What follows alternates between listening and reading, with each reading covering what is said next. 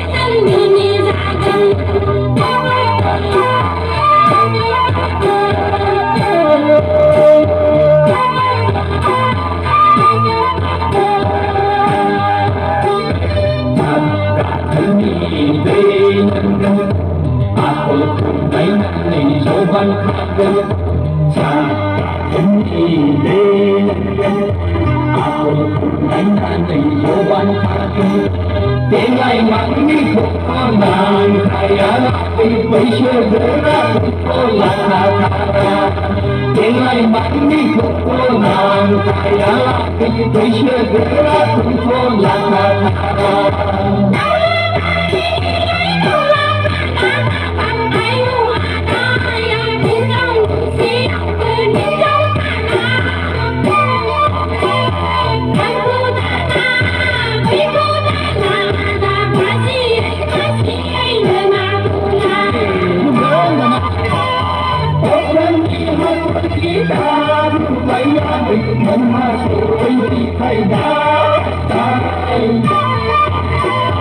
Doni gagas terus sampai nala, anda ibat aku baru naka.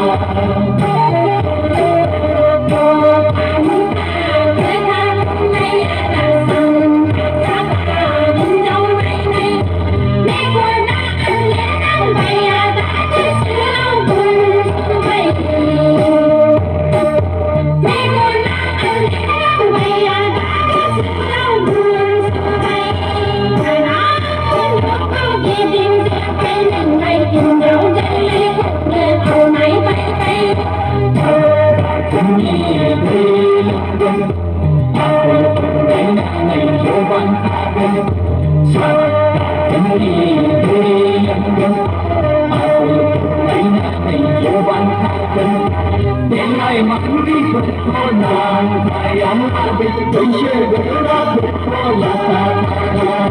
Dengai mandi kokonan sayang habis bersyukuran tolak nakara